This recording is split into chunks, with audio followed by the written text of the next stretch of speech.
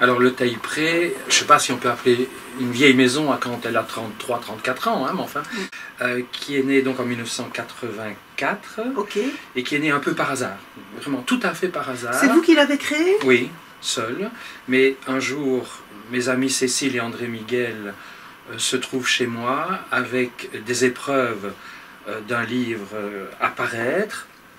Ils me montrent ces épreuves, je ne les trouve pas bonnes du tout.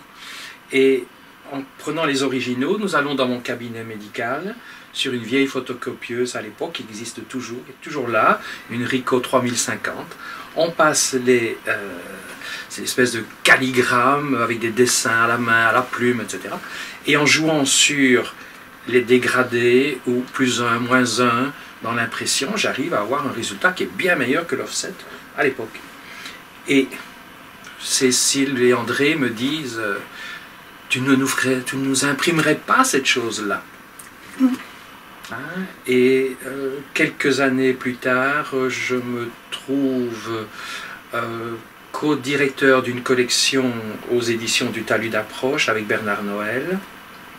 Arrivent là des manuscrits que je trouve très très beaux, mais que l'éditeur ne souhaite pas publier, et me dit, mais pourquoi tu ne le ferais pas toi-même sur ton Taillepré?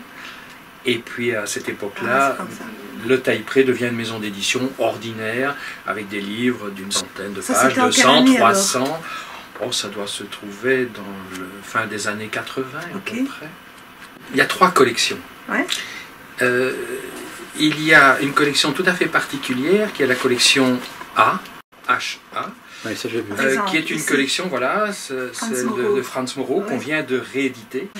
Et là, nous nous attachons à publier l'œuvre, probablement, la plus souvent complète, d'un auteur décédé, et particulièrement les auteurs qui nous semblent très très intéressants, et que parfois l'histoire a oublié. On a l'impression, avec cette collection H-A, de refaire un peu l'histoire de la poésie en Belgique. J'ai vu que, à tort ou à raison, depuis l'origine, vous auriez publié presque 200 ouvrages, c'est-à-dire 8 à 10 ou 12 par an.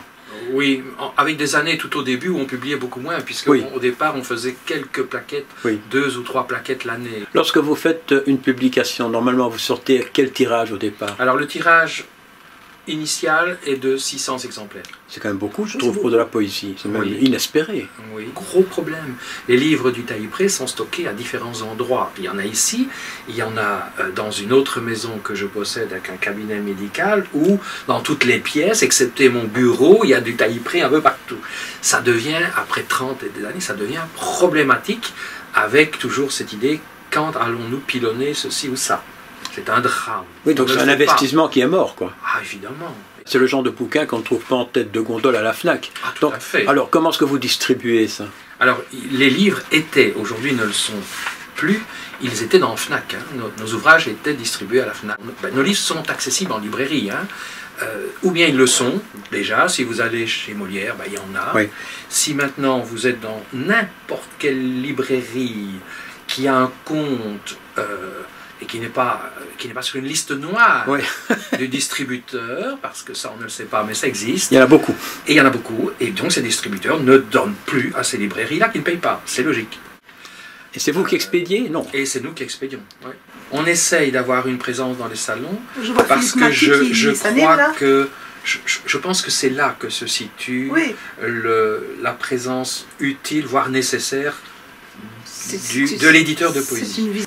Mais ce qui manque, c'est un chaînon, il y a un chaînon manquant en amont, c'est qu'aujourd'hui, la critique du livre, la critique de poésie n'existe plus. Elle est interdite au journal le soir, il est interdit de parler de poésie.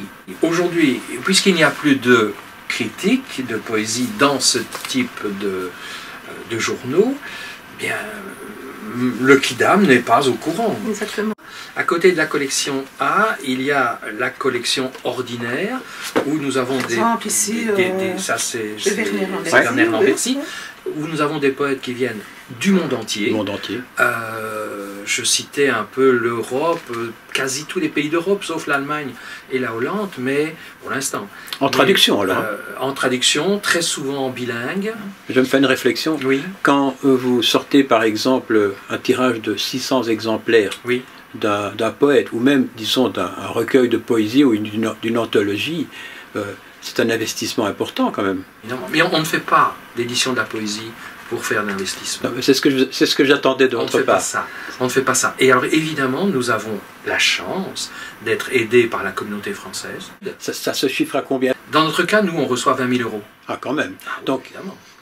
Oui, mais bon, c'est la question que je pose. Donc ça vous permet malgré tout... Ça nous permet de faire les bouquins. Sans ces aides-là, il n'y a pas de taille-prix possible.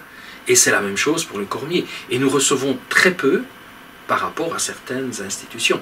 Mais attention, ceci, c'est aujourd'hui. Il fut pendant 20 ans où le taille-prêt était simplement financé par les honoraires et les consultations du docteur Namur. Le taille-prêt édite aussi une revue trimestrielle, le Journal des poètes. Ça brasse quand même pas mal de gens aussi. Alors, le Journal des poètes, ce n'est pas une affaire du taille-prêt. Le Journal des poètes existe depuis 85 ans. Ok. Faut le savoir. Ouais. C'est pas. Ouais. Et il y a 3 ans, le sort du Journal des poètes s'est décidé ici. Ah, c'est ça. Okay. Dans la mesure où, avec Philip Jones et Jacques de Decker étaient présents, voilà, s'est posé la question de la survie du Journal des poètes. Fallait-il poursuivre? Fallait-il arrêter? Personnellement, il m'avait semblé qu'on ne pouvait pas abandonner une vieille dame de 82 ans. Bon, voilà. Nous avons décidé de reprendre le journal sans aucune subvention. Nous n'avons pas un centime de subvention pour ça. Donc là, il y a un peu d'argent du taille-prêt qui part au départ sur le journal. C'est aussi une grande difficulté entre nous. C'était une grande difficulté. Faut-il poursuivre le journal en tant que papier ou faut-il passer à une revue Internet? Et nos grandes difficultés ont été là. Moi, j'ai souhaité qu'on poursuive une revue papier.